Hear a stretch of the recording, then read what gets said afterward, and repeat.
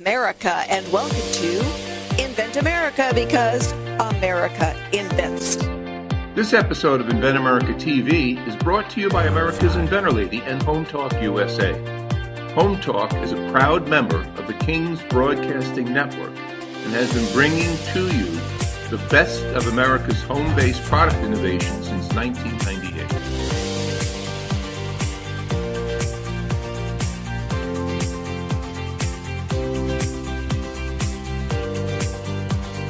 This segment of Invent America TV is brought to you by the law offices of R.P. Baraska.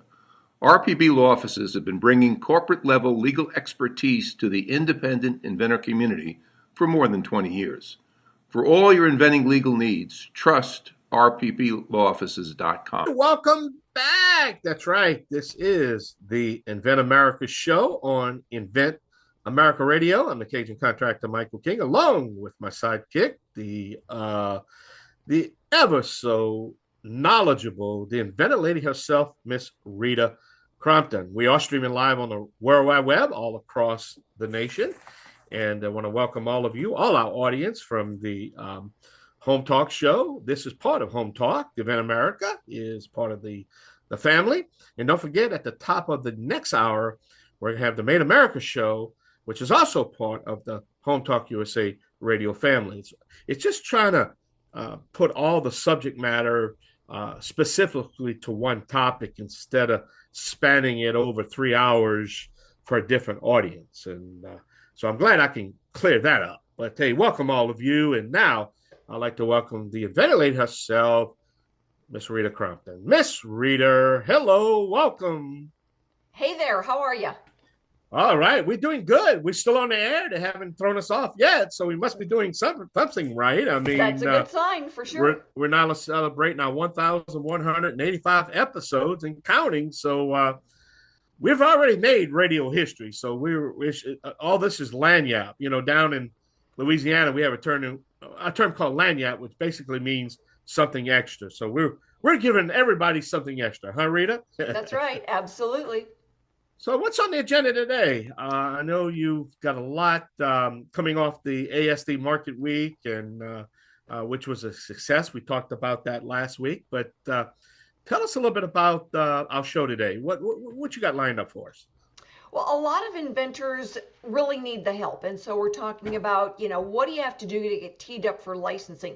Some people don't even know what that is. All right. They come up with an idea and think that, they have to be a startup. They have to, go out and, try to get a grant. They have to try to go and get investors. And it's like the worst thing you can do is try to get a grant or chase the money. We call it, when you start chasing the money, you're just going down a rat hole. So we're talking about, what is the option? What is the viable option?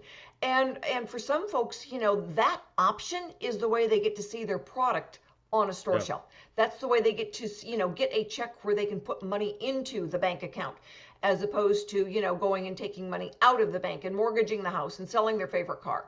I had an inventor do that, years ago.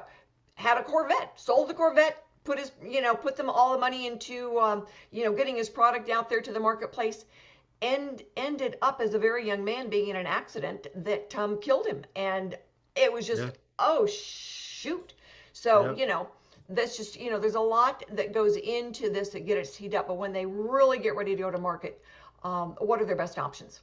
Well, yeah, that is the end result. That's, that's like I say, going down the yellow brick road and trying to get to the wizard. You know what I mean? So I had to throw in my son loves the Wizard of Oz, so I had to throw that in there a little bit. But that's what we're talking about. But it's difficult to get to that stage, and there's certain things you have to do to get to that stage. But I know I'm going to bring this back, and I know I keep harping on this, but license agreement or manufacturing itself, and when you should license it and when you should just go ahead and produce it and distribute yourself. And it's the key. And what my feeling is this. I think if you're a one-trick pony, you need a license. You might even want to license a two-trick pony. But at the end of the day, unless you have a multi-products to distribute, a licensing deal is where you need to go, because the cost of just trying to get one product to market is just like you It's said, let's just get a check. You know what I Yeah, mean? it's nearly impossible for an independent inventor, even if they've got multiple products. Yeah. When they're on a fast track and they're solving problems, um, generally, if they're good at solving problems, they're really not good at manufacturing, and they're certainly not good at business. And oh, hey, marketing is a whole different animal. And so, if they don't have leverage to get that product into the marketplace, they're always going to be chasing around. Yeah. And so, what we want to do is we want to see products get to the marketplace the fastest. And the best way to not get your product infringed on is to make sure that you can make it at a price that is good for the consumer and get it out there. And so for so many inventors, they're teeing it up and they're one step at a time and everything, and they're getting out. The next thing they know, it's being knocked off a dozen different places, and they don't have the money to chase it. A Yeah. licensee is the one that takes on that burden of Yeah. chasing an infringer. And I've seen it multiple times. We had a product that Danko licensed years ago for the Home Depot, and Walmart knocked it off. Yeah. And before the ink was dry on the contract, Danko went after them and got the product pulled because Danko had much deeper pockets than the inventor did. Yeah. And that product is still being sold after 15 years in all the Home Depots and Lowe's in North America. But they watch it. And a Yeah. licensee is generally the one that goes after the infringer. They already know what to do when they Yeah. see it happen. And for the Yeah. inventor, it's like, they just don't have deep enough pockets to chase it. Yeah, and you made a good point there, but you know, again, trying to get it to the market, the stages that you need to get to that level, from the licensee aspect, again, that's the way to go. I mean, that's at the end of, yeah, because again, this can bankrupt you. You might not even. But the point I'm trying to say is that yesterday, this might have been the technology of the future or the technology of the day. And then tomorrow, yesterday's news because technology is going so quick, so fast. It does. It goes so fast. The average shelf life of a product is 7 years. Well, Yeah. if it takes you 10 to get it teed up and out there, you lose. Yeah. So Yeah. it's always time. And I've said Well, this for multiple reasons. Time is not the inventor's friend. All right. One, Yeah. you can't invent more time. Two, somebody else is always chasing you down, Yeah. down the path to beat you to the finish line. And so, it's like, how do you do this? And so really understanding the steps and somebody will tell me, it's like, well, I know the manager of the Walmart at, our local Yeah. store. Good luck for you because they don't make No. the decisions on the products No. that are going to go in. No. Well, I'm going to sell on Amazon. Nope, nope, nope, probably not. Unless you know one of the top 50 sellers on Amazon and you Yeah. get them to carry your product, it's not like you can post it and they will come. Nobody knows you're there. How do you sell it? Oh, hey, that's a whole new, mortgage on the house, learning how to market your product. And so for a lot of inventors, it's like you've got a really good idea. We see a lot of wow products out there, but without the licensing from a company that's got the leverage to get it out there. My industry expert is Mike Ryan. That's one of his favorite words is, where's the leverage? And, if you've got to have somebody that's got the leverage or you will always be chasing the dollar. Yeah, and that's so important. I want to get into AI now. I got to do this now because I think my audience needs to know, my manufacturers need to know, and the young entrepreneurs need to know. AI can be your best friend or your worst enemy. Oh yeah, depending if you can afford it. You AI understand? is simply a tool, Yeah. like a hammer. And if Yeah. you don't pay attention, that hammer is going to beat Yeah. you on the head because we have seen more ways that's the topic of our meeting coming up on Thursday night for the Inventors Roundtable is artificial intelligence. And if you are not careful, artificial intelligence is only as smart as the person using it. And Yeah. we have seen so many times when it's been wrong. And if you go out there with that, you're wrong. You're wrong. The companies that can afford to get that information, because that's what AI does, it gets you the information to make your company better or get you the information to develop. You might as well use that technology. But the point is, for the young guy that might not have that AI pocketbook, then it goes back to the licensing situation that might be affordable to do that. Because if you don't have that information and can compile that information, and continue to compile it. And that's what AI does. It can get you that information, and Well, that's so important. Yeah. we've learned that Yeah. AI will actually give you the answer you want, not Yeah. necessarily the truth. The truth. AI Yeah. is just a tool, and it's Yeah. only as good as the person putting in the questions. So, Yeah. That's right. we'll do a show on that coming up in the next couple Yeah. of weeks, because AI can be really damaging, Yeah. And we and want to make, people we don't want to, realize. They yeah. think intelligence is intelligence. No, there's nothing All right, intelligent Rita, about I just artificial got cued. intelligence. The It's producer's artificial. having a heart I know. attack. We have to pay some bills. He's getting nervous over there. He wants to make sure he gets a paycheck. So, hey, we're going to take a short break. This is the Invent America show here on Invent America Radio on the King's Broadcasting Network. I'm the Cajun contractor, Michael King, along with the inventor lady, Rita Crompton. We're going to be right back. Yeah, hey, y'all come back now. You hear? This segment of Invent America TV is brought to you by SearchQuest Patent Search. SearchQuest provides for a comprehensive patent search that searches the entire world and not just the U.S. Patent Office. Make sure that before you spend those big bucks having a patent written, you've done your due diligence by getting a comprehensive patent search. Use SearchQuestPatents.com for all your patent search needs. They scour the world for you. Welcome back. This is the Invent America show on Invent America Radio on the King's Broadcasting Network. I'm the Cajun contractor, Michael King. I want to welcome all of you again. Having a great conversation here. But again, I want to put a big shout out to that real powerful station, our sister station, our home station, WGCH 1490 AM, and all of our radio affiliates all across the nation. We are a terrestrial radio network podcast. And it shocks everybody, Rita. We're actually live on radio. You know what I mean? We actually have radio stations that carry it. But we're so excited. We're actually celebrating our 1,185 episode on the air, 29 years of doing this. And, Rita, it never gets it never gets old, because we always got great guests come on that kind of re-energizes us, of the technology of the future. So my inventor with me right now is Keith Knight, and Keith invented Retract-a-Lock. Keith, Tell everybody, thank you for being with us, and tell everybody, what is that? Okay, the Retract-a-Lock is a retractable cable lock. It has 12 feet of cable in it, and you can either mount it to your side bracket on your ladder rack to lock down your ladders. And it not only locks the ladders, it also ratchets up to hold the ladders in place. So, all right. So it secures a ladder to then a position so that you can transport it.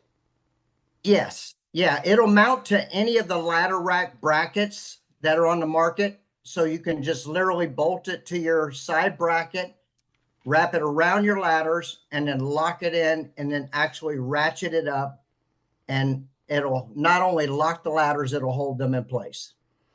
All right, so it's different than the ratchet straps that are out there. How is it different than the bungee cord and the ratchet strap? Besides the fact that the bungee cord can kill you, hey. Well, yeah, it's a flexible cable.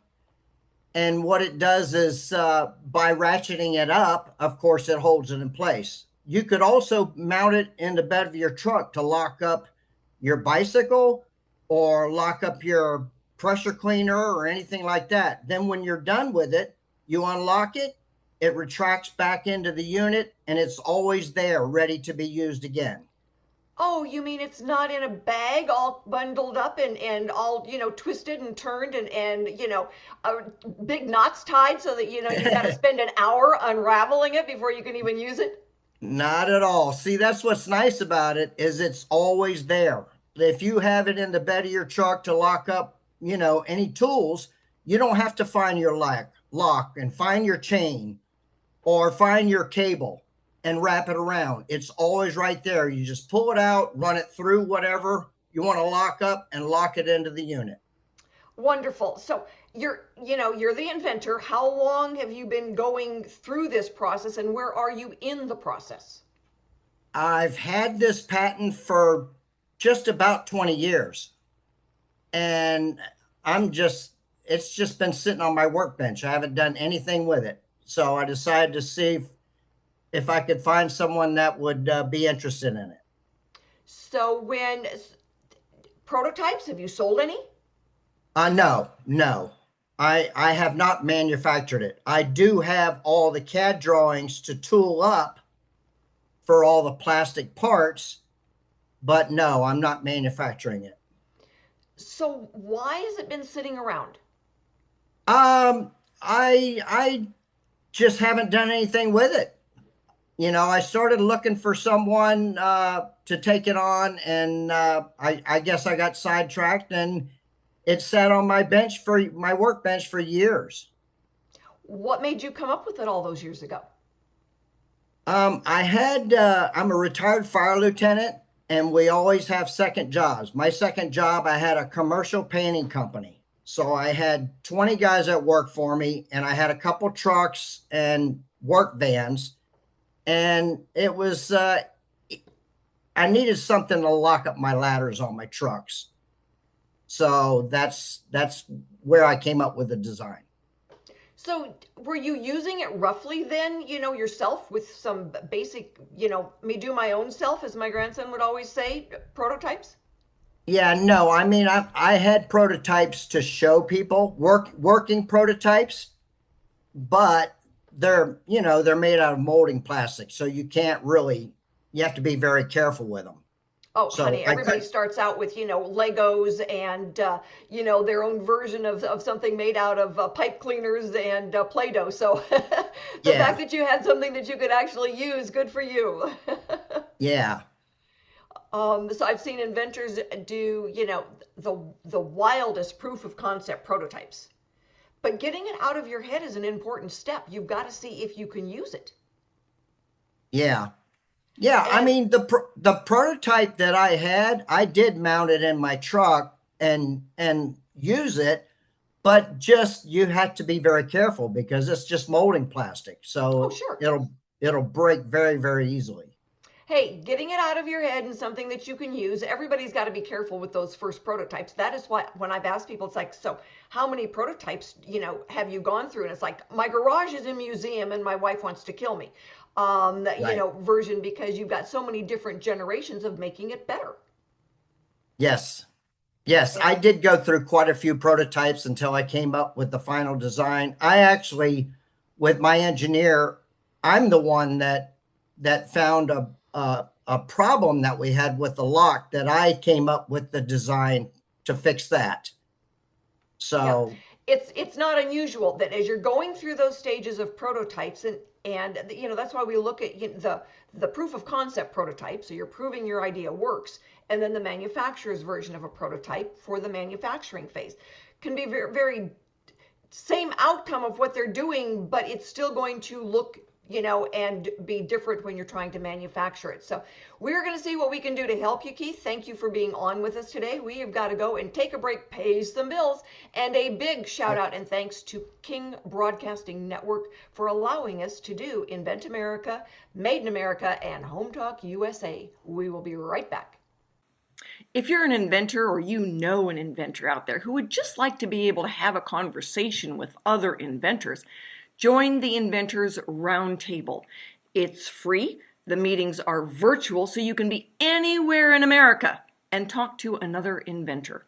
And for a lot of folks out there, understanding the process, being able to ask questions, getting good service provider information is critical to the inventing process. So, got questions? Want to join? It's free. inventorsroundtable.org.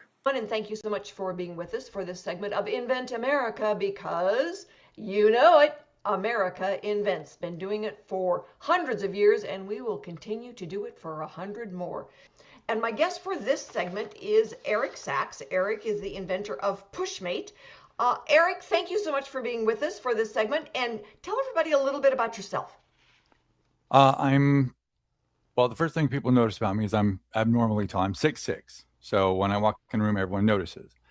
I'm a veteran, scuba diver, love Star Wars, love animals. I rescued parrots for 30 years. So I've got about 8 parrots that people didn't want back, and it gets crazy sometimes.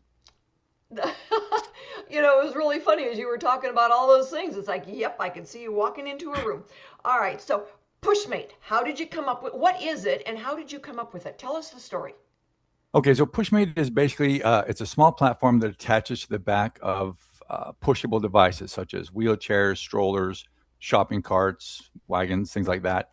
Then the caregiver, parent, sibling, spouse, whatever, they stand on it, or they could sit on the optional seat, and it pushes the wheelchair for them. And the beauty of it is that it doesn't interfere with the natural steering of the device. So you would steer the device just like you normally would. It's basically like pushing a stroller around or a wheelchair. You just push it normally. It doesn't require any modification to the wheelchair or stroller or other push device, and it doesn't change how it handles. It just makes the job easier because you don't have to walk anymore and you don't have to push. Sorry, go ahead. You caught my attention when had our first conversations because my brother-in-law has been in a wheelchair for 12 years now. Went from a limp to a wheelchair in about 6 months with MS and the really aggressive form.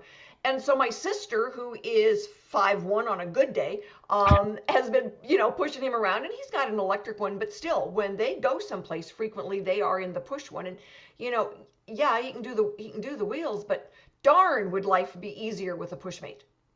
Exactly. And even with his power chair, his wife still has to walk alongside him, So if he goes for a 10-mile ride, she's walking 10 miles, unless she gets her own power chair, which would be kind of cool. But this way you get a ride together. It creates a bonding experience as well. So it's kind of nice. So how long have you been working on this, and how'd you come up with this? I mean, this is not something normal in everyday thinking about wheelchairs and strollers. No, and see, most people invent things that have a connection to themselves. But me, what happened was I was at Disney World in Orlando, and we were sitting down to eat, and I watched this woman. She was walking by, and she was just struggling with one of those double wheelchairs, or I'm sorry, double strollers. So it originally came up for strollers, but she was just struggling. And I could tell that Disney World was no longer the happiest place on earth for her because she was just at the end of her, it was horrible. And I didn't do anything about it, or, it's kind of kicked around in the back of my mind. But a few months ago, my niece was diagnosed with POTS, where if she stands up, her heart rate increases and she gets nauseous, dizzy, and sometimes passes out. It's pretty debilitating. And she was a really active kid. And so now her parents have to push in a wheelchair a lot of places, and it gets tiring. Her parents are getting older.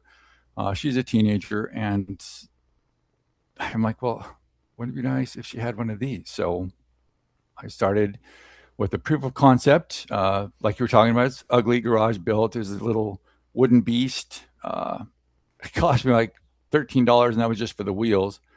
And I just used pieces of scrap. It just basically proved that the concept worked, and it worked fantastic. My wife, I love her to death, but she has no coordination, no balance. But she's able to hop on this thing, and all I said was just push the stroller normally, and she drove it around our front room without hitting anything, which was awesome. So I built a powered version with a little chopped up kids scooter. Had a max rating of like 150 pounds, but I'm 250 pounds. My wife's about 125. So it was pushing almost 400 pounds and had no problem. And so now I've built version 3.0 with a much better motor. And if it would stop raining, I could go get some video. There you go. Oh, shoot. So what's next? What is your goal with this? Doing some manufacturing, getting it out there. What's next? Well, so manufacturing is very expensive, as of course I mean, I would need like 200,000 just to even start, just to do a small run. So that wasn't really my goal. My goal ultimately is to find someone that already manufactures mobility equipment, wheelchairs, strollers. I mean, it's a simple concept, it's a simple idea, but I think it can make a big difference for caregivers who push wheelchairs or strollers, especially for long distances, aging spouses, things like that. I've had some interest from several people in the mobility space. So now it's just about finding the right partners. So if anyone in the mobility or stroller industry is listening and wants to learn more, I'd love to talk. But licensing is where it's at. You guys have been talking about it, and it's definitely the way to go. Yeah, I mean, one of the things that I've learned over the years is that a lot of times the company that you think is the most obvious for licensing is the last one that wants it. And part of that is because they're looking at, how it's competing against their current lineup that they've already put a lot of money in.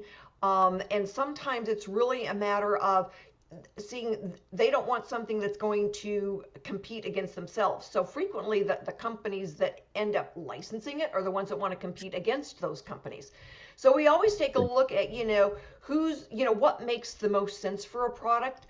One of the things that we've also learned is that if you license to one, then they're not selling it to everybody. They're just selling it to their own one, which is still okay. But you make more money when you license it to somebody that's selling to everyone.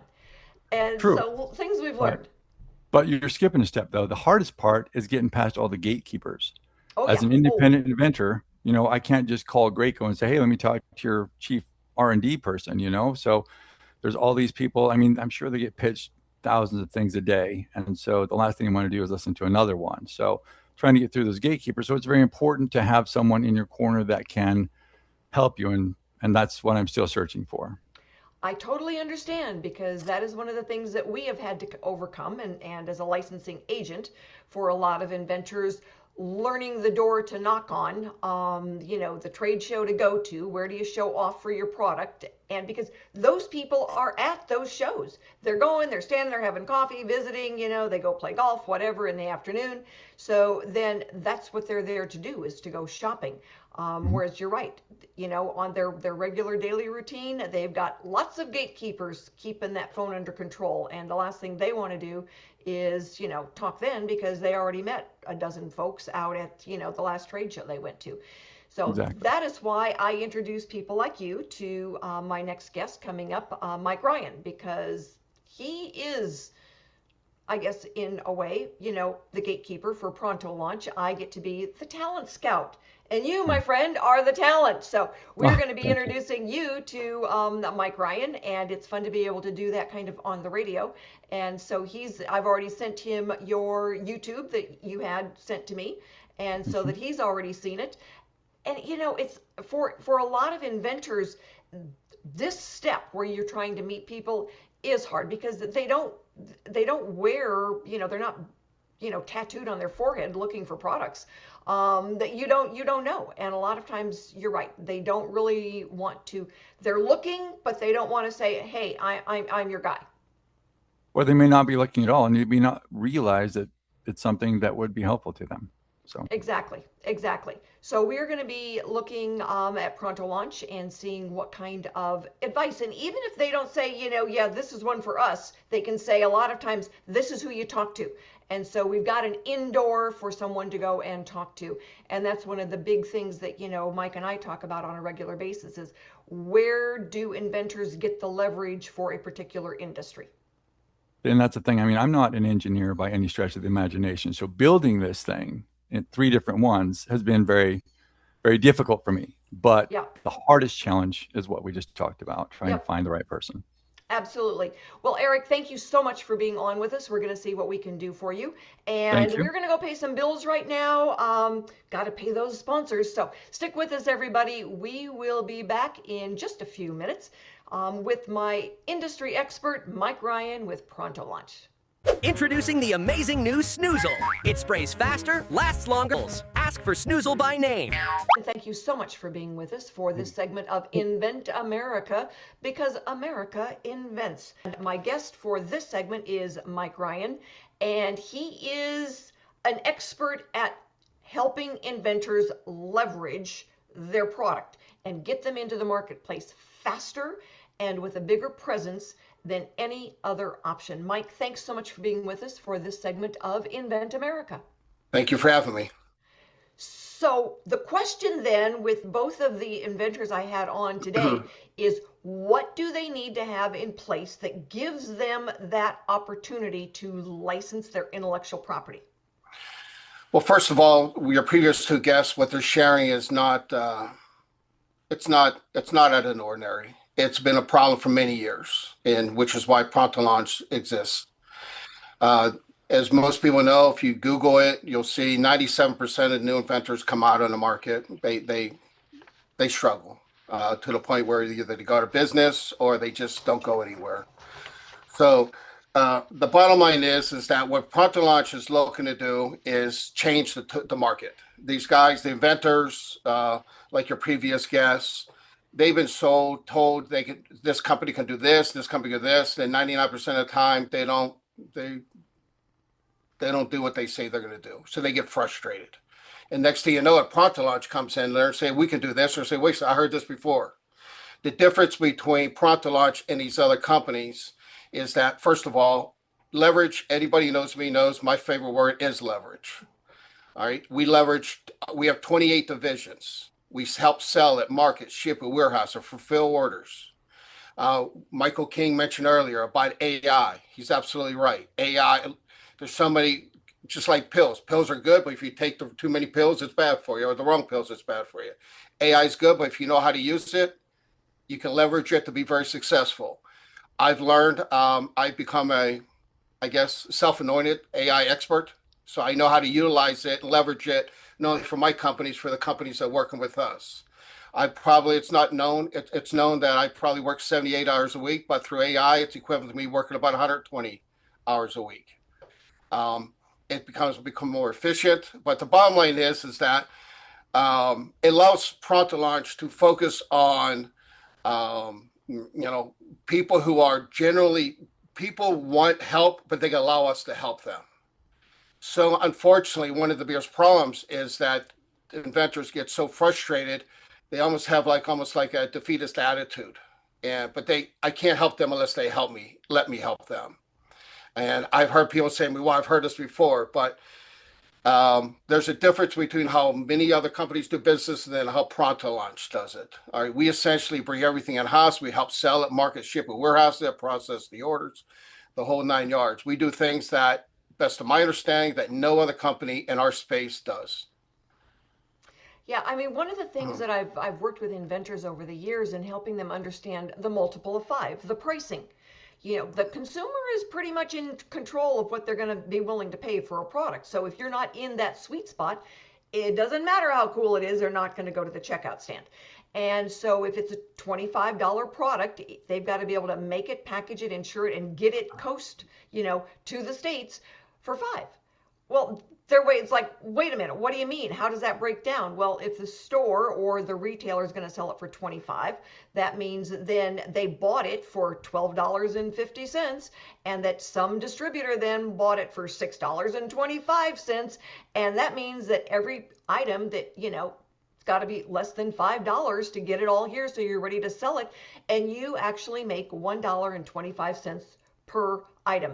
And with that, then you've got to pay all your attorney costs, all your salesman's costs, all your marketing costs, all your product liability insurance. And for most inventors, that budget line is a deal breaker. And they don't really understand that it's not on Mount Rushmore, but it could be. It's tough. It's not just one factor. Michael King mentioned earlier, so many companies they have come up with one product and they're perceived as a one line item company. One line of companies, they're a major disadvantage. With Pronto Launch, we can go to a company, whether it's in a medical field, whether it's in the toll industry, whatever it is. We have 5 or 6 products in that specific industry. So whenever a distributor or wholesaler wants to be part of us, they know they're getting multiple companies that they can work with, not just one. In addition to that is that, companies, we work under what we call the 4X factor, 4X, 5X, 6X. So if you buy a product for $10, if you can't sell it for $40, $50, $60, you have no chance of being successful. And then on top of that is that it's a catch-22. You need to get it at that lower price, but at the same time, you have to have the volume to be able to buy it in large quantities to get it at that lower price. So with Pronto Launch is that we have the ability through our distribution network, our wholesale network. We mentioned Amazon before. Everyone thinks they can take a product and put it on Amazon. We work with one of our largest sellers one of the top 30 largest sellers on Amazon is a client of ours. They sell one of our other products. So there's so many different factors involved in it.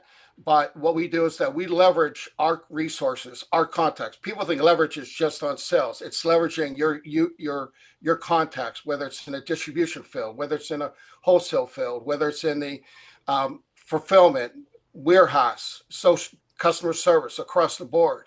We have literally, as I mentioned earlier, 28 divisions. We utilize every single one of those divisions that are each self-sufficient, each profitable. They work together and come together. We could take products like your previous guests and others to areas that they normally can't do on their own. Yeah. So it's I could have you on every week and never run out of stuff to talk about, but we are going to go ahead and have to wrap this one up. Thanks everyone for joining us today. We will be back next week with more stories on getting products from mind to market. We will have new inventors and industry experts. So join us and have a wonderful week.